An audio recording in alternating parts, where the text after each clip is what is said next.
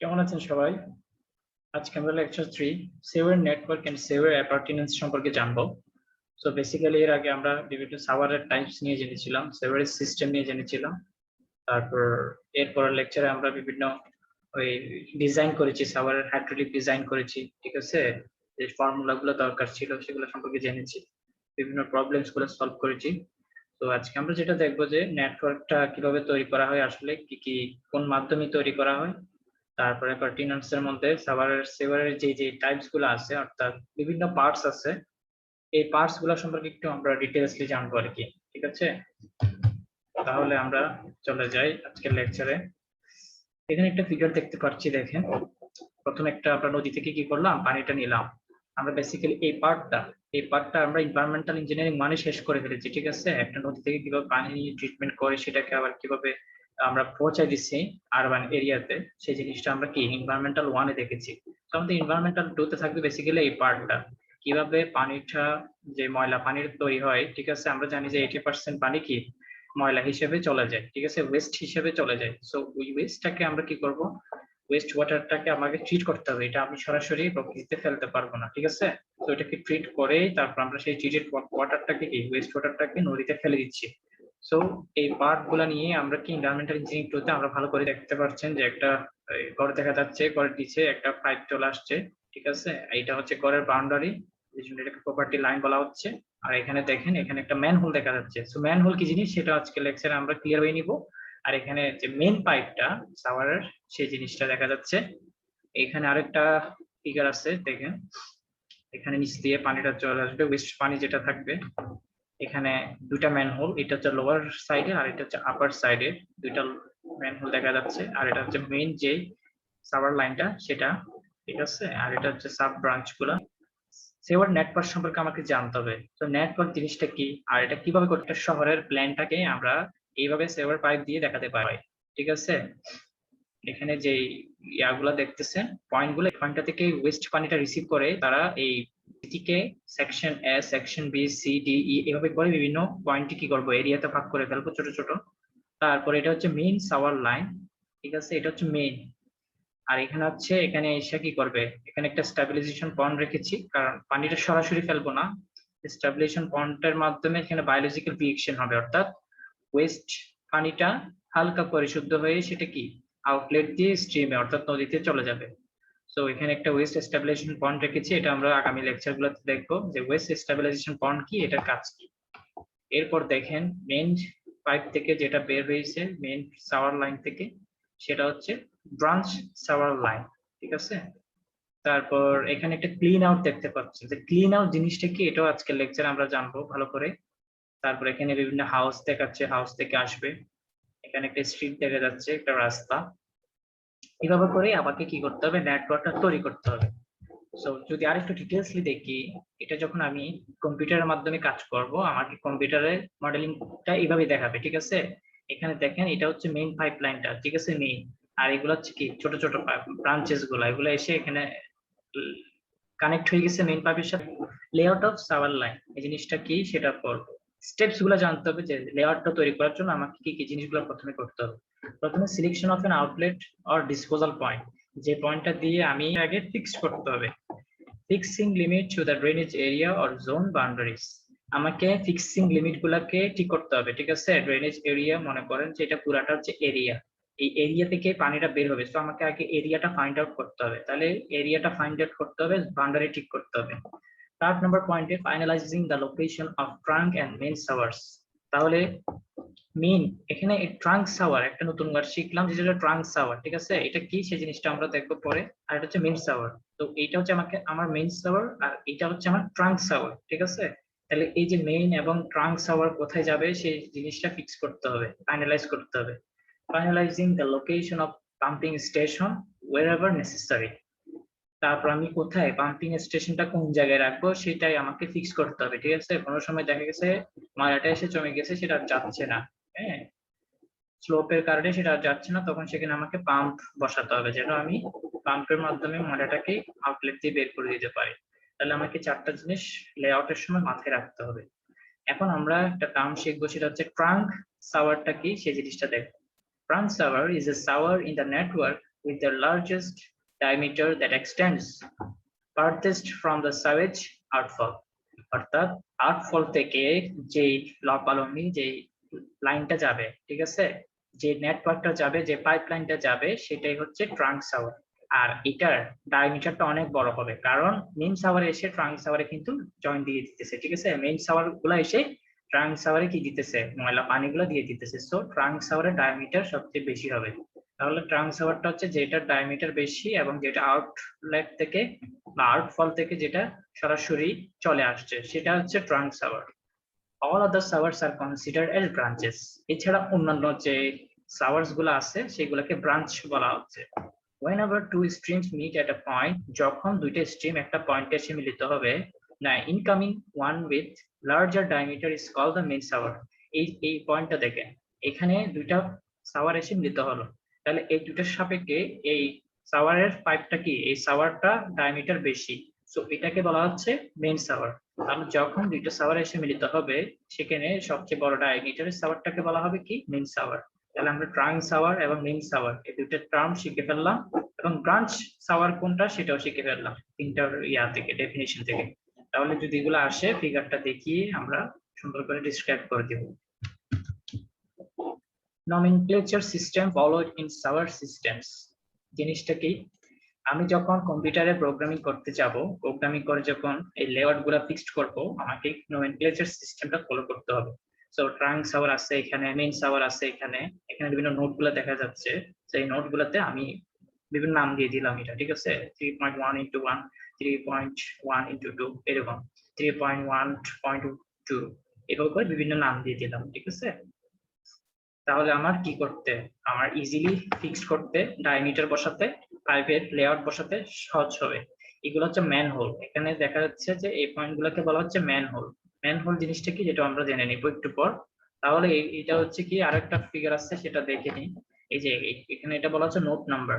এই যে যেগুলো আপনার সার্কেল দেওয়া আছে সেগুলোকে নোট 1 2 3 এভাবে করে যতটা সার্কেল দেওয়া আছে ততটা কি নোট গুলা বেরিয়ে গেছে। এখানে টোটাল 13টা দেখা যাচ্ছে, ঠিক আছে, 13টা নোট আছে। আর লিঙ্ক নাম্বার, লিঙ্ক মানে এই যে এটা একটা লাইন, ঠিক আছে, সাওয়ার লাইন, এখানে এটাকে লিঙ্ক 1 বলা হচ্ছে, এটাকে লিঙ্ক 2, এটাকে লিঙ্ক 3, এটাকে লিঙ্ক 4, এটাকে লিঙ্ক 5, এটাকে লিঙ্ক 6, এভাবে করে প্রত্যেকটা সাওয়ারের জন্য আলাদা আলাদা করে লিঙ্ক সেট আপ করে দিয়েছি, ঠিক আছে, এবং আলাদা করে নোট নাম্বার গুলো ঠিক করে দিয়েছি। অর্থাৎ এগুলো হচ্ছে ম্যানহোল, এখানে এই নোটগুলো বেসিক্যালি ম্যানহোল হিসেবে কাজ করবে। তো এইভাবে করে নমেনক্লেচার কেসের মাধ্যমে আমরা একটা সার্ভারকে ডিজাইন করতে পারি, যেটা কম্পিউটার প্রোগ্রামিং এর মাধ্যমে। আমি যদি স্যানিটারি ইঞ্জিনিয়ার হই, অথবা আমি যদি ওয়াটার রিলেটেড ডিজাইনিং এর কাজগুলো করি, আমাকে কিন্তু মাটির নিচে যে পাইপলাইন গুলা গেছে, একটা হচ্ছে ওয়েস্ট পানির জন্য আর একটা হচ্ছে ওয়াটার সাপ্লাইয়ের জন্য, দুইটা কি বলে সফটওয়্যারের কাজগুলো শিখতে হবে, ঠিক আছে। তাহলে আমি কি এগুলো বসাতে পারবো ঠিকভাবে। কিছু জিনিস জেনে নিব, আমার সাওয়ার লাইনটা কোন সময় আমি মাঝখানে বসাবো রাস্তার, কোন সময় আমি রাস্তার দুই পাশে বসাবো, সেই জিনিসগুলো এখানে দেয়া আছে। Most common location of laying sanitary shower is along the center of the street. তাহলে মোস্ট কমন, বেসিক্যালি আমরা রাস্তার মাঝখান দিয়ে কি শাওয়ারটাকে বসানোর ট্রাই করবো, একদম মাঝখান দিয়ে ঠিক নিচে, হ্যাঁ। The individual domestic connection can be from either side of the street. বলা হচ্ছে যদি এটা ডোমেস্টিক শাওয়ার হয়, সেক্ষেত্রে আমি রাস্তার দুই সাইডে বসাতে পারি। তাহলে দুইটা জিনিস বেসিক্যালি বেশিরভাগ ইউজ করি আমরা রাস্তার মাঝখানে, যদি ডোমেস্টিক শাওয়ার হয় শুধু, তখন রাস্তার দুই পাশে। Slope of the shower generally follow the natural slope of the ground or the street. তাহলে বলা হলো শাওয়ারের স্লোপ গুলা ন্যাচারাল স্লোপ অনুসরণ করবে, ঠিক আছে, মানে উঁচু জায়গা থেকে নিচুর দিকে আমি শাওয়ারটাকে বসানোর ট্রাই করব, কারণ যেন সেটা কি গ্র্যাভিটির মাধ্যমে ময়লা পানিটা ইজিলি চলে আসে, নাহলে কিন্তু আমাকে পাম্প বসাতে হবে। For very wide street, যদি রাস্তা বেশি বড় হয়ে যায় মানে প্রস্থে, the showers are laid on each side of the streets in the curve or under the sidewalk. তাহলে যদি রাস্তা বেশি বড় হয়ে যায়, সেক্ষেত্রে আমাকে কি করতে হবে, স্ট্রিটের সাইডে শাওয়ার লাইন গুলোকে বসাতে হবে। To avoid any contamination, shower lines are never laid near to the water main. তাহলে দেখা গেছে এই পটটা দিয়ে আমি শাওয়ার লাইনটাকে দিলাম, এই লাইনটা দিয়ে আমি ওয়াটার কানেকশন নিয়ে গেলাম, মানে সিটিতে ওয়াটার সাপ্লাইয়ের জন্য আলাদা পাইপ নিয়ে গেলাম। তখন দেখা গেছে অনেক সময় এটা কাকি কন্টামিনেট হয়ে যেতে পারে। সেক্ষেত্রে আমাদের এখানে ডিসটেন্স মেনটেন করতে হবে, হ্যাঁ, যেন সার্ভার লাইন এবং ওয়াটার সাপ্লাই লাইন দুইটা একসাথে না হয়। If it is unavoidable, the showers are encased in concrete, তাহলে শাওয়ারটাকে আমি কনক্রিটের মাধ্যমে অর্থাৎ কনক্রিট কেস ব্যবহার করলেই আমার সবচেয়ে বেশি ভালো হয়। ঠিক আছে, তাহলে আমরা যেটা বুঝলাম, যদি রাস্তা ছোট হয় মাঝখানে ইউজ করব, যদি ডোমেস্টিক শাওয়ার ইউজ করি তাহলে দুই সাইডে ইউজ করব, যদি রাস্তা বড় হয়ে যায় তাহলে দুই সাইডে ইউজ করব। আর ওয়াটার কানেকশন লাইনের থেকে শাওয়ার লাইনটা কি করব, সেপারেটলি স্থাপন করব। তো এই 3-4টা পয়েন্ট আমরা জানলাম। আর একটা ফিগার দেখতে পারেন, সুন্দর একটা ফিগার। এখানে একটা শাওয়ার আমরা দেখতে পাচ্ছি, যেটা লন্ডনে অবস্থিত আর কি। দেখতে অনেকটা এরকমই, ঠিক আছে, অনেক বিশাল। তাহলে এই পয়েন্ট গুলা দিয়ে কি হয়, ময়লা পানিগুলো চলেছে এখান দিয়ে কি হয়, যখন আপনার পানি পিক চলে আসে, যখন বৃষ্টিপাত হয় তখন গিয়ে ডোমেস্টিক শাওয়ারের সাথে মিলে গিয়ে, ঠিক আছে। আর যখন পানি ফ্লো থাকবে না তখন এটা খালি থাকবে। সিটির পপুলেশন বেশি, তো এখানে ময়লা তৈরি হবে বেশি, তো ওখানে ময়লাটা প্রপারলি কি করতে হবে, দিয়ে দিতে হবে, ঠিক আছে, ডিসপোজ করে ফেলতে হবে, তাহলে কিন্তু ফ্লাডিং হয়ে যাবে। ঠিক আছে, আমাদের সেকেন্ড পার্টে চলে আসলাম, সেটা হচ্ছে শাওয়ার অ্যাপ্রিটেনেন্স সম্পর্কে আমরা জানবো, অর্থাৎ শাওয়ারের বিভিন্ন পার্ট গুলো সম্পর্কে আমাদেরকে জানতে হবে। These are devices necessary for proper functioning of the sanitary storm combined shower. তাহলে স্যানিটারি শাওয়ার, স্ট্রম এবং কম্বাইন্ড শাওয়ারের জন্য এই প্রত্যেকটা পার্ট আমাকে জানতে হবে। ম্যানহোল কি, ড্রপ ম্যানহোল কি, ল্যাম্প হোল কি, গালি ট্র্যাপস কি, তারপর ইন্টারসিপেটিং চেম্বার কি, flushing tank, street inlet, siphon, bridge traps, side flow weirs, leaping weirs, venturi flumes, outfall structure, এগুলো প্রত্যেকটা সম্পর্কে আমাকে ডিটেইলসলি জানতে হবে। ঠিক আছে, কোনো কারণে কোনো পয়েন্ট যদি এখানে মিসিং হয়ে যায় সেগুলো একটু সার্চ করে জেনে নিতে হবে। ঠিক আছে, এই আর কি। আর না হলে ওয়াটার স্যানিটেশন বা ওয়াটার সাপ্লাই এমএআরজিজের বইটা ফলো করতে পারে। এখন আমরা জানবো ম্যানহোল জিনিসটা কি। আমরা আগে ফিগারটা দেখি, তারপর সময় দেখা গেছে যে এখানে আমরা দেখি যে গোল চাকতির মতো কিছু একটা আছে। ঠিক আছে, এই জিনিসটাকে বলা হয় বেসিক্যালি ম্যানহোল। তো আমি যদি ক্রস সেকশন দেখি, যে রাস্তার উপরের পার্টে এই সার্কেল মতো যে জিনিসটা আছে সেটা হচ্ছে ম্যানহোল। আর সেটা দিয়ে কি করা হয়, সেটা দিয়ে পাইপের সাথে কানেকশনটা মানে যোগাযোগটা রাখা হয় আর কি। কোনো কারণে এখানে ময়লা জমে গেছে তাহলে ময়লা ঠিক করা হয়, অথবা কোনো কারণে যে কোনো কিছু এই ম্যানহোলটা দিয়ে আমরা কি করতে পারি, এই পাইপ লাইনের সাথে আমরা কানেকশনটা করতে পারি। তো ম্যানহোলটা জিনিসটা কি আমরা একটু জানি। ম্যানহোলস আর মেসনরি আর আরসিসি চেম্বার। এটা হচ্ছে মেসনরি হতে পারে অর্থাৎ ব্রিকেট তৈরি হতে পারে, অথবা সেটা আরসিসি ঢালাই হতে পারে। Chamber constructed at a suitable interval along the shower lines for providing access into them, অর্থাৎ পুরা একটা লাইনে সেটা একটা নির্দিষ্ট ইন্টারভাল মানে ফলো করবে। ইন্টারভাল বলতে কি বোঝায়, আমরা যখন পাইপ নেটওয়ার্ক করেছিলাম একটা নির্দিষ্ট পরপর আমরা কি কিছু সার্কেল দেখতে পেয়েছিলাম। তো ওইটা কি দেখা গেছে একটা প্রপার ইন্টারভালে ম্যানহোল গুলো আছে, যেন কোনো কারণে কোনো একটা লাইনে যদি সমস্যা হয় যেন আমি দুইটা ম্যানহোলের মাধ্যমে ওই লাইনটা কি করতে পারি, ঠিক করতে পারি। সো আমাকে একটা নির্দিষ্ট ইন্টারভ্যালে ম্যানহোল গুলো প্রোভাইড করতে হবে। এটা আরসিসি তৈরি হইতে পারে অথবা মেসনরি হইতে পারে। Helps in joining the shower pipes. এটা কি কাজে হেল্প করে, যে এই ম্যানহোল গুলা শাওয়ার পাইপ গুলাকে জয়েন করাতে সাহায্য করে, ইন্সপেকশন এন্ড করতে সাহায্য করে এবং পাইপ গুলাকে ক্লিন করতে সাহায্য করে। মেইনটেনেন্স পারফোরেটেড, তাহলে পানির ফ্লো বেশি, সেক্ষেত্রে বলতে আমার যত বাতাস যাওয়া আসার প্রক্রিয়া অর্থাৎ প্রপারলি বাতাস যেহেতু যাইতে পারে সে ব্যবস্থা করে দেয়, সেটা শাওয়ার লাইন গুলোর মেইনটেনেন্স এর জন্য ব্যবস্থা করে দেয়, ক্লিনিং এর জন্য, ইন্সপেকশনের জন্য এবং প্রত্যেকটা পাইপকে জয়েন করাতে সাহায্য করে। তো এগুলো হচ্ছে শাওয়ার ম্যানহোলের কাজ। ম্যানহোলস আর ক্লাসিফাইড এস ফলোস। 3 ধরনের ম্যানহোল আমরা দেখতে পাবো, একটা হচ্ছে শ্যালো, একটা হচ্ছে নরমাল আর একটা হচ্ছে ডিপ ম্যানহোল। কোনটা কত মিটারে থাকে ম্যানহোল গুলো আমরা একটু দেখিনি, তাহলে এখানে একটা দুইটা আর উপর থেকে দেখলে এইগুলাই হচ্ছে ম্যানহোল। সো এখানে আরো কিছু ফিগার দেখতে পাচ্ছি, যে এটা হচ্ছে ব্রিক ওয়াল অর্থাৎ এটা হচ্ছে মেসনরি। এখানে এগুলোকে স্টেপ বলা হয়, যেহেতু একটা মানুষ এখানে সহজে নেমে এটাকে ক্লিন করতে পারে সেজন্য এখানে স্টেপ দেওয়া আছে। ঠিক আছে, এটা হচ্ছে ব্রিকের। আর যদি এটা প্লাস্টিকের তৈরি হয় সেক্ষেত্রে HDPE, এটা হচ্ছে কি প্লাস্টিকের তৈরি ম্যানহোল। আর যদি আরসিসি যদি প্রিকাস্ট করে দিই তাহলে কি, আমি দেখছেন এখানে স্টিল বসাইছে যেন এটাকে ঢালাই করে দিতে পারে। ঠিক আছে, তারপর দেখেন আরসিসি প্রিকাস্ট, আর অনেক সময় প্রিকাস্ট করে আমরা কি করতে পারি, সেটা সাইটে নিয়ে বসাই দিতে পারি। তাহলে এগুলো হচ্ছে সবগুলো ম্যানহোল। ম্যানহোলের প্রথম যে ক্যাটাগরি ছিল যে shallow manhole. It is about 0.7 metre to 0.9 metre depth. এটার ডেপথ হবে 0.7 থেকে 0.9 মিটার পর্যন্ত। It is constructed at the start of branch shower or at the place which are not subject to heavy traffic. এটা এমন জায়গায় মানে স্থাপন করতে হবে শ্যালোটা, যেখানে বেশি ট্রাফিক থাকতে পারবে না, ঠিক আছে? Such manhole is provided with a light cover at its top and is called inspection chamber. তাহলে শ্যালো ম্যানহোল যেগুলো আছে এগুলোর কভার গুলো খুব লাইট হয়, যেন এটাকে সহজে ইন্সপেকশন করা যায়, ঠিক আছে? সো তিনটা জিনিস জানলাম, এটার ডেপথ কত, এটা হেভি ট্রাফিকে বসানো যাবে না, এবং এটার উপরের কভারটা অর্থাৎ যে ঢাকনাটা সেটা খুব লাইট হবে, ঠিক আছে? এজন্য এটাকে বলা হয় inspection chamber. Generally, these types of manholes are provided at the domestic area. So, এই শ্যালো ম্যানহোল গুলো ডোমেস্টিক এরিয়াতে বেশিরভাগ বসানো হয়, ঠিক আছে? কারণ ওইখানে কি ডোমেস্টিক এরিয়াতে বেশিরভাগ ময়লা আটকে যেতে পারে, সেক্ষেত্রে আমরা শ্যালোটাই রাখবো। ডিপ ম্যানহোল, ডিপ ম্যানহোলটা কি তাহলে? যেটা ডেপথ 1.5 মিটারের বেশি, সেটা হচ্ছে deep manhole.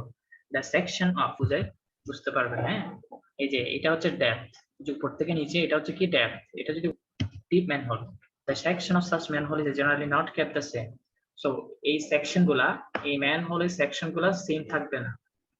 The size in the upper portion is reduced by providing an offset. তাহলে আমরা ফিগারটা দেখি তাহলে বুঝতে পারি। এই যে দেখেন এখানে এটাকে বলা হচ্ছে ক্রস সেকশন, ঠিক আছে? এটা কি একটা ক্রস সেকশন। তো এখানে দেখেন এই ক্রস সেকশনটা পুরোটা সেম না, এখানে এসে কি ক্রস সেকশনটা কমে গেছে। কেন কমে গেছে? এখানে একটা অফসেট আমরা ইউজ করছি, মানে এই জায়গায় আমরা জায়গা কমাই ফেলছি আর কি, ঠিক আছে? তো এই অফসেটটা ইউজ করার কারণে এটা কি, এটা ক্রস সেকশনটা আর রেক্টেঙ্গেল না।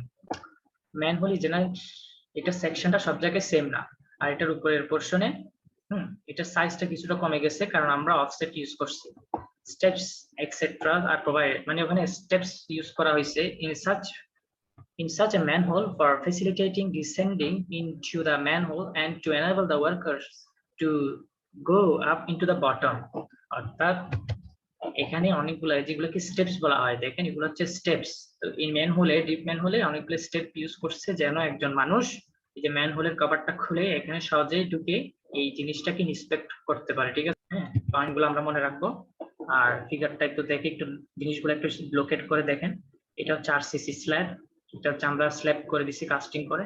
তারপর এটা হচ্ছে ওয়াল, এটা এটার আরসিসিও হতে পারে অথবা ব্রিকের তৈরি হতে পারে, এখানে কিছু হতে পারে।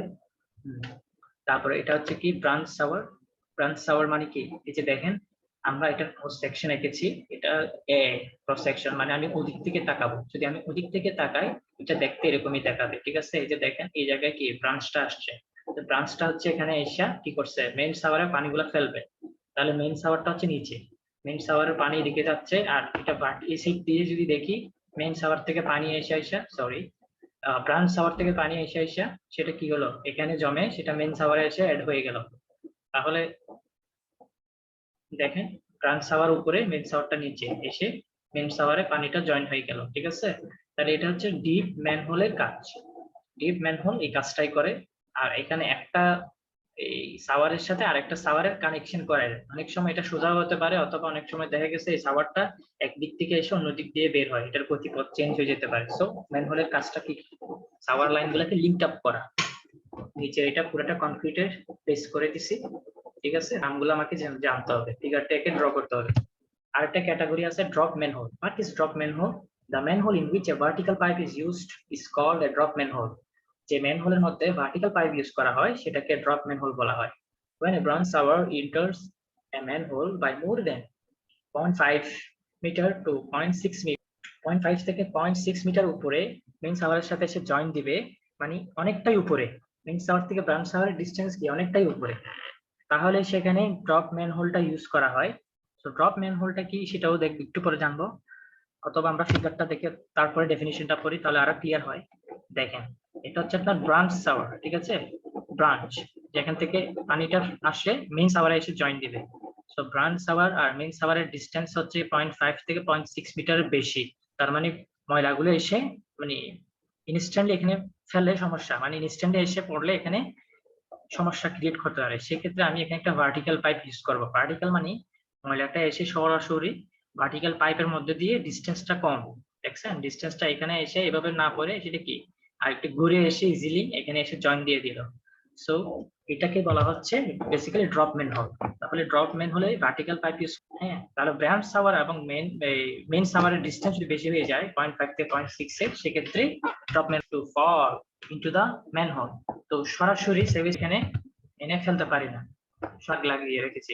আজ যে পয়েন্টটা, the sewage is brought into it through a drop down pipe taken from the branch shower to the bottom of the manhole, তাহলে সেটা একটা আলাদা পাইপের মাধ্যমে, তো এই প্রক্রিয়াটাই ম্যানহোল। ঠিক আছে, এটা পুরোটাই সব আগের মতোই সেম। জিনিসটা কি, lamp holes to permit the insertion of a lamp into a shower.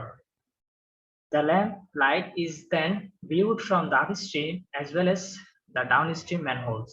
The obstructed light confirms the obstruction in the showers. খেয়াল করেন, আমার এটা হচ্ছে পাইপলাইন। ঠিক আছে, এটা হচ্ছে আমার পাইপলাইন। এটা হচ্ছে কি পাইপ ল্যাম্প হোল, এটাকে বলা হচ্ছে ব্রিক ল্যাম্প হোল, কারণ এটা ব্রিকের তৈরি আর এটা হচ্ছে কি পাইপের তৈরি। তো এখানে একটা ম্যানহোল আছে, এখানে একটা ম্যানহোল আছে, কিন্তু এটা কি এই ম্যানহোলটা মানে এতটা বেশি বড় না, খুব ছোট। আর এটা কেন রাখছে, এটা যেন আমরা কি বারবার ইন্সপেকশন করতে পারি। ঠিক আছে, আর এখানে যদি আমি লাইট দিই দেখতে চাই, সেক্ষেত্রে আমার এখানে দেখা যাবে যে কি পানি ঠিকভাবে যাচ্ছে কিনা, পানি আটকায় গেছে কিনা। তো এই জন্য এটাকে বলা হচ্ছে ল্যাম্প হোল। এটা হচ্ছে প্রপারলি ম্যানহোলের মতোই, কিন্তু এটা ম্যানহোল থেকে এটা তৈরি করা আরো কি আরেকটা। তো এটাকে বলা হচ্ছে ল্যাম্প হোল। এটা কি, এটা হচ্ছে এটা শাওয়ারের ওপেনিং গুলাতে থাকে, যেখানে শাওয়ার শুরু হয় করতে পারি ঠিক মতো, তাহলে এই ল্যাম্প গুলা তো এটাকে এসে আটকায় যায়, আমি ল্যাম্প হোল দিয়ে সেটা দেখতে পারবো এবং সেটাকে ইজিলি ক্লিন আপ করতে পারবো। উপর থেকে নিচে আস্তে আস্তে সেকশনটা একটু। এখন আমরা আরেকটা টার্ম দেখবো, সেটা হচ্ছে clean out. What is clean out? দেখেন একটা, এটা হচ্ছে মেইন পাইপলাইনটা অর্থাৎ মেইন শাওয়ারটা। এখানে আমি দেখেন এখানে একটা অ্যাঙ্গেল করে আরেকটা পাইপলাইন তুললাম, এটা হচ্ছে আমার গ্রাউন্ড সারফেস। তো যখন আমি এই পাইপে কোনো ময়লা আটকা যাবে, পাইপটা যদি পানি না যায় ঠিক মতো ময়লা পানিগুলা, সেক্ষেত্রে আমি এখানে এই রিমুভেবল কভারটা খুলে এখানে আমি সজোরে পানি প্রেসার দিব। হ্যাঁ, দিলে আমার কি হবে, এই পাইপলাইনটা ইজিলি পরিষ্কার হয়ে যাবে। ঠিক আছে, তাহলে এই জন্য এটাকে বলা হচ্ছে ক্লিন আউট। ঠিক আছে, ক্লিন আউট প্লাগটাকে পরিষ্কার করে ফেলতে পারবো। Clean out is an inclined pipe extending from the ground and connected to the underground shower. তাহলে এটা ইনক্লাইন্ড একটা পাইপ যেটা আন্ডারগ্রাউন্ড শাওয়ারের সাথে connected. It is used for cleaning sewer pipes. এক কথায় শেষ। Street inlets or gullies. Street inlets গুলা কি, ফিগারটা দেখি। তারপর আমরা দেখেছি যে রাস্তার পাশে এরকম কি থাকে, পানি চলে যাওয়ার জন্য, যেখানে ফুটপাত আছে ফুটপাতের পাশে পানি যাওয়ার জন্য এরকম করে একটা ওয়ে করে দিছে। ঠিক আছে, পানিটা সহজে বৃষ্টির সময় যখন অতিরিক্ত পানি জমবে এই ইয়াটা দিয়ে পানিটা কি হয়ে যাবে, পানিটা চলে যাবে। সো এটাকে বলা হচ্ছে কি স্ট্রিট ইনলেটস। হ্যাঁ, ইনলেটস আর openings on the road surface. তাহলে ইনলেটস হচ্ছে রোড সারফেসের উপরে এমন একটা opening at the lowest point for draining rain water. তাহলে রোড সারফেসের লোয়েস্ট পয়েন্টে কিন্তু এটাকে বসাতে হবে, নাহলে পানি কিন্তু ওই লোয়েস্ট পয়েন্ট দিয়ে যাবে না। হ্যাঁ, মানে লোয়েস্ট পয়েন্টে যদি ওটা ইনলেটটাকে না বসায়, পানি কিন্তু ওই জায়গায় এসে জমবে না এবং সেটা যাবে না। সো আমাকে লোয়েস্ট পয়েন্টে ইনলেট পয়েন্ট, লোয়েস্ট পয়েন্টে ইনলেটটাকে স্থাপন করতে হবে for draining rain water from the road and admitting it into the ground. Star পয়েন্টে আমি এটাকে বসালাম রাস্তার অনেকটা লোয়ারে, তাহলে পানিটা এখানে। There are two types of street inlets. দুই ধরনের আছে, একটা হচ্ছে ভার্টিক্যাল, একটা হচ্ছে হরিজন্টাল। তাহলে দেখেন আপনার এটা যদি আমি অন্য একটা ভিউতে দেখি, পানিটা এখানে লোয়েস্ট পয়েন্টে, এখানে লোয়েস্ট পয়েন্টে আমি এটাকে বসালাম, পানিটা এসে এখানে জমে সরাসরি এখানে চলে যাবে। ঠিক আছে, এটাকে বলা হচ্ছে হরিজন্টাল। যদি এভাবে লম্বালম্বি হয়ে পড়ে সেটাকে বলবে হরিজন্টাল। আর যদি এটা পাশাপাশি পড়ে, অনেক সময় দেখবেন এই জিনিসটা আছে কি পাশাপাশি, অর্থাৎ এখানে যে কেসটা বসানো আছে সেটাকে এই সাইড দিয়ে আছে, তখন পানি পড়তে হবে এইভাবে পড়লে সেটাকে আবার বলবে ভার্টিক্যাল। একটু উল্টা আর কি, আমরা তো জানি এদিক দিয়ে ভার্টিক্যাল হয়, কিন্তু না, এটার বেলায় এটাকে বলবে কি ভার্টিক্যাল। সো দুটা জিনিস ভার্টিক্যাল। এই যে দেখেন এখানে পানিটা কি হলো, পানিটা এই সাইড দিয়ে এসে পড়লো, পানিটা যদি এই সাইড দিয়ে এসে পড়ে এটাকে বলবে হরিজন্টাল। নিচে এভাবে থাকে তাহলে এটাকে বলবে হরিজন্টাল। ঠিক আছে, এটাকে বলবে হরিজন্টাল। আবার এইটা দেখেন এটা রাস্তার সাথে ভার্টিক্যালি আছে, সো পানি এসে পড়ে, তাহলে আমরা এটা হচ্ছে ভার্টিক্যাল, এটা হচ্ছে হরিজন্টাল। ঠিক আছে, বিভিন্ন প্রকারের হতে পারে, এখানে অনেকগুলো ভিউ। Flushing tank. ফ্লাশিং ট্যাঙ্কটা কি এবং কেন ইউজ করা হয় এটা জানতে হবে। It is provided when there are পাইপে, তখন আমাকে ফ্লাশিং ট্যাঙ্ক দিয়ে সজোরে পানিটাকে পাঠিয়ে পরিষ্কার করতে হবে। ঠিক আছে, ব্লক হয়ে গেলে ফ্লাশিং ট্যাঙ্কটা বেসিক্যালি ইউজ করতে হয়। তাহলে ফ্লাশিং ট্যাঙ্কটাও স্থাপন করতে, এই যে আমি যদি এই ফিগারটা দেখি খেয়াল করি, এটা হচ্ছে বেসিক্যালি ফ্লাশিং ট্যাঙ্ক। এখানে পানি এসে জমবে, পানি যখন একটা নির্দিষ্ট পরিমাণ জমে যখন এখানে প্রেসার তৈরি হবে, আমি পানিটাকে কি করবো, ডায়ন স্ট্রিম অর্থাৎ এটা দিয়ে এই পাইপটা দিয়ে চালিয়ে যাব, এই পাইপগুলো পরিষ্কার হয়ে যাবে। ঠিক আছে, তাহলে এইটাকে ডেফিনেশনটা করি। when the self cleaning velocity of the shower is very less or when the pipe is stayed straight, যখন পাইপটা বেশিরভাগ স্ট্রেট হয়ে যাবে অথবা যখন নিজেদের সেলফ ক্লিনসিং ভ্যালুসিটি থাকবে না, তখন কিন্তু ময়লাগুলো জমে যাবে। তখন ফ্লাশ ট্যাঙ্কটা নির্দিষ্ট সময় পর পর চালু করে শাওয়ারটাকে কি পরিষ্কার করতে হবে। It is also placed at the dead end point of shower. এটা শাওয়ার যেখানে শেষ হয় ওই জায়গায়ও অনেক সময় কি ফ্লাশিং ট্যাঙ্কটাকে ইউজ করতে হয়। যেমন আমরা যেখান থেকে শাওয়ার যেখানে এসে শেষ হয়েছে, ঠিক আছে, অর্থাৎ যেখান থেকে শাওয়ার গুলো পয়েন্টে ফ্লাশিং ট্যাঙ্ক গুলো বসালে হবে কি, ওখান থেকে আমি কি পানিকে সজোরে পাঠিয়ে আমাকে ফ্লাশিং ট্যাঙ্ক বসাতে হবে। This devices store water temporary. ওই ফ্লাশিং ট্যাঙ্কে পানি বেশিক্ষণ থাকবে না, টেম্পোরারি হিসেবে জমা হবে। Throw it into the sewer for the purpose of flushing and cleaning the sewer. সেটা শাওয়ারের মাধ্যমে পাঠিয়ে দেয় এবং এই পুরো শাওয়ারটাকে কি করে ফেলবে, ফ্লাশিং এর মাধ্যমে ক্লিন করে ফেলবে। দুই রকমের ফ্লাশিং ট্যাঙ্ক আছে, একটা হচ্ছে অটোমেটিক আর একটা হচ্ছে হ্যান্ড অপারেটেড। তো আমরা এখানে অটোমেটিকটাই এরকম খেয়াল করেন, এটা একটা ট্যাঙ্ক, এখানে এসে পানি জমা, পাইপ দেখতেছেন ইউ আকারের, এটাকে ইউটিউব বলা হয়, এই জন্য এটা আবার ওই ইউটিউব না, হ্যাঁ, এটাকে ইউতে জমাবে। আমি ইউটিউবের মধ্যে যখন পানি এখানে জমতে থাকবে, এখানে পানির প্রেসার লাইনটা এখানে এনলার্জার পাইপ, অর্থাৎ পাইপের ক্রস সেকশন এই জায়গায় ছোট ছিল, আস্তে আস্তে এটা বড় হয়ে গেছে, তাহলে পানিটা এখানে কি হবে, বের হয়ে যাবে, ঠিক আছে। যদি পানি অতিরিক্ত যায় সেক্ষেত্রে ওভারফ্লো পাইপ দিয়ে পানিটা আবার নিচের ট্যাঙ্ক পরিষ্কার করতে পারবো। একটা নির্দিষ্ট ইন্টারভাল পর পর আমাকে পাওয়ার লাইনটাকে পরিষ্কার করে দেয়। The flushing operation is carried out automatic at regular interval. একটা রেগুলার ইন্টারভ্যালে ফ্লাশ ট্যাঙ্কটা অটোমেটিক চলতে থাকবে। The entry of water is so regulated as to fill the tank up to the discharge point is a period equal to the flushing interval. তাহলে এখানে বলা হলো যে পানিটা এমন ইন্টারভ্যালে ঢুকতে হবে কিনা বিভিন্ন পয়েন্টে দিয়ে সেই জিনিসটার সমান হয়, যে কোন সময় যাচ্ছে। যত বেশি ময়লা পানি যাবে তত কম যাবে, ওই সময়ে ফ্লাশ ট্যাঙ্কটার ইউজও কম হবে, সেকশনের উপর ডিপেন্ড করতেছে। And overflow pipe is also provided in case the tank fails to discharge। বেশি যায় সেক্ষেত্রে তো অনেক সময় আবার পাইপ ফেটেও যেতে পারে, তাহলে আমাকে কি করতে হবে, ওভারফ্লো পাইপ ইউজ করতে হবে, যেন এই যে ওভারফ্লো পাইপের মাধ্যমে এসে আবার এই ট্যাঙ্কে জমা হয়ে যায়। আর এখানে আমরা একটা 3D ফিগার দেখতে পাচ্ছি, ঠিক আছে, এটাকে বলা হচ্ছে ল্যাম্প হোল, আর এটা হচ্ছে flushing tank. Grease and oil ট্র্যাপসটা কি সেটা আমরা এখন জানবো। So grease and oil traps are those traps chamber which are constructed in a sewerage system to remove grease and oil from the sewage before it enters into the sewer line. তাহলে grease এবং oil ট্র্যাপসটা কেন কেন তৈরি করা হবে? কোন একটা sewerage সিস্টেমে আমি অতিরিক্ত গ্রিজ এবং অয়েল থাকলে এগুলোকে আলাদা করে সেপারেট করে ফেলবো, ঠিক আছে। সো সেপারেট করার জন্য আমাকে এই অয়েল ট্র্যাপটা ইউজ করতে হবে, গ্রিজ বা oil traps. Such traps are located near the source, contributing grease and oil to the sewage. তাহলে এরকম ট্র্যাপ গুলা যেখানে বেশি গ্রিজ এবং অয়েল আসবে সিউয়েজে, সেই জায়গায় লোকেট করে তৈরি করতে হবে। যেমন একটা ফিগার থেকে প্রথমে আমি কি করলাম, এখানে জয়েন্ট করে ফেললাম, ঠিক আছে, ময়লা পানিটাকে জাস্ট পাঠালাম এবং সেটা আউটলেট দিয়ে গেল, হয়ে গেল, সেপারেট হয়ে গেল, হ্যাঁ। তো এইটাই মেইনলি ওই trap line oil traps. Sand, grease and oil traps মানে এই ট্যাঙ্কটার মাধ্যমে স্যান্ডটাকে কি করে ফেলতে পারি, আমরা বসায় ফেলতে পারি, ঠিক আছে। তাহলে স্যান্ড, অয়েল এবং গ্রিজ বাইরে অতিরিক্ত সেভেজটা আর ফ্লোই চলে যাবে। এভাবে করে আমরা কি অনেকগুলো ময়লা আগে থেকে সরিয়ে ফেলতে পারি, ঠিক আছে।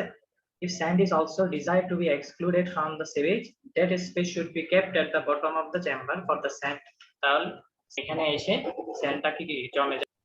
ইনভার্টেড শিপন্স, ইনভার্টেড শিপন্স এর আমরা পাইপলাইনটা নিয়ে গেলাম, এটা সোজাসুজি যেতে পারলো না, তখন এখানে একটু কি করতে হবে, পাইপটাকে একটু বাঁকিয়ে ফেলতে হবে, যেন এখানে প্রেসার থেকে ময়লা পানিটা আসছে, তাহলে এখান থেকে এটা উঠে কিভাবে যাবে, কারণ ঠিক প্রেসারাইজ হয়ে পানিটা আবার উপরে উঠে আউটলেট দিয়ে চলে যাবে। তাহলে কোনো কারণে তখন আমাকে কি করতে হবে, আমাকেও পাইপলাইনটাকে কি করে ফেলতে হবে, নিচে নামে ফেলতে হবে। যা ডেফিনেশনটা একটু দেখি, an inverted siphon is the shower section constructed lower than the adjacent shower section.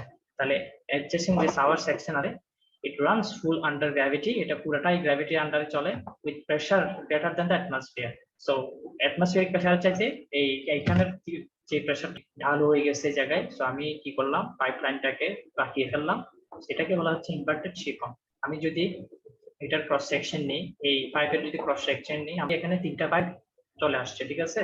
এটা হচ্ছে মেইন চেম্বার, পানিটা এটা দিয়ে আসলো এবং সেই পানিটা পাইপলাইন নিচে হয়ে আবার উপর উঠলো এবং আউটলেট দিয়ে সেটা বের হয়ে যাবে।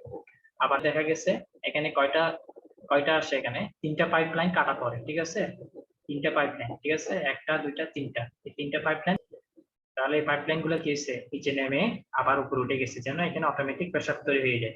তাহলে এটাকে বলা হচ্ছে ইনভার্টেড শিফন ওয়াটার রেগুলেটরটা কি, they are constructed in the combined sewerage system. Combined sewerage যেখানে আছে সেখানে এটাকে কনস্ট্রাক্ট করতে হবে and permit the diversion of excess storm water into a nearby করে ফেলার জন্য আমাকে স্টর্ম ওয়াটার রেগুলেটর ব্যবহার করতে হবে। স্টর্ম ওয়াটার রেগুলেটর আমরা যে ফিগার গুলো দেখবো এগুলোর একটা হচ্ছে লিপিং ওয়্যার, ওভারফ্লো ওয়্যার, একটা হচ্ছে লিপিং ওভারফ্লো, একটা হচ্ছে শিপ অন স্পিল। এটাই হচ্ছে মেইনলি নিচেরটা যে পানিটা এটাকে আমি আউটফ্লো করে দেওয়ার জন্য দুইটা জায়গায়, এই যে এটাকে বলা হচ্ছে উইয়ার।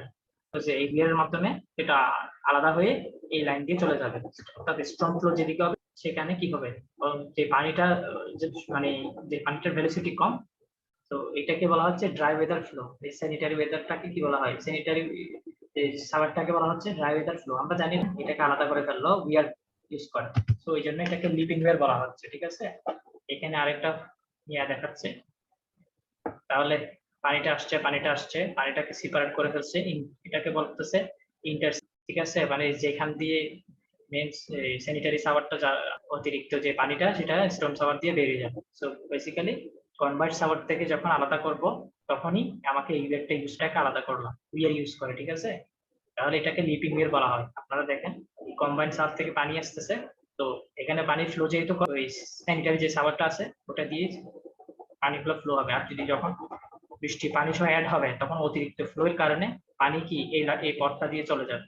ঠিক আছে, সাওয়ার সাইড ফ্লো উইয়ারটা কি, ওভারফ্লো আর সাইড ফ্লো উইয়ার জিনিসটা কি দেখেন, কম্বাইন্ড সাওয়ার এটা। ঠিক আছে, কম্বাইন্ড সাওয়ারে যখন স্টোন থেকেও পানি আসবে, সেন্টারি থেকেও পানি আসবে, তখন যখন এটা ফিল আপ হয়ে যাচ্ছে অতিরিক্ত পানিগুলো যদি আলাদা পাইপ দিয়ে বের করে দিই তখন সেটাকে বলা হচ্ছে ওভারফ্লো উইয়ার বা সেটটোকে। হ্যাঁ, অতিরিক্ত পানিকে বের করে দেওয়াই ওভারফ্লো উইয়ার।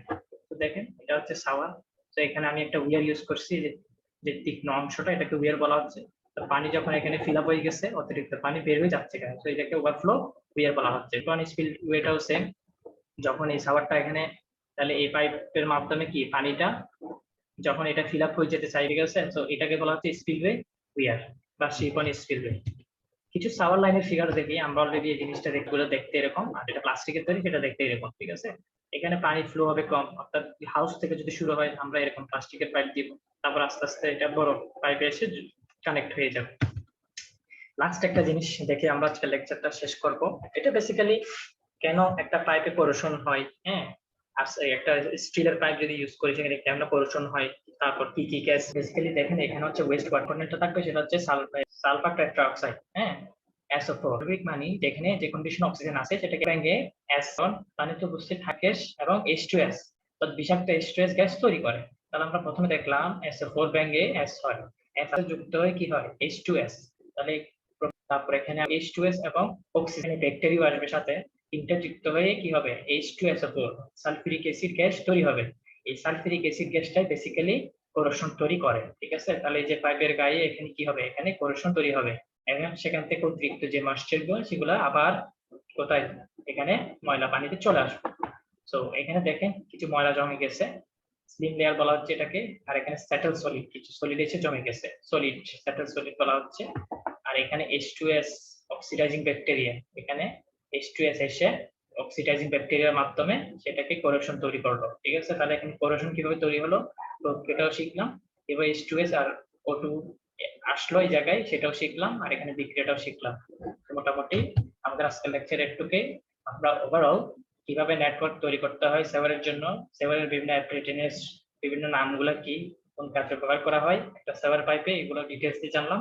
ফিগারগুলো খাতায় আঁকা ট্রাই করবেন, আর প্রত্যেকটা পয়েন্ট একটু ভালো করে নামগুলোর সাথে রিলেট করে শিখে ফেলবেন। মানে ক্লিন আউটটা কি, শিপন স্পিলওয়ে কি, নামগুলো যেন জিজ্ঞেস করলে আপনারা সাথে সাথে আনসার দিতে পারেন।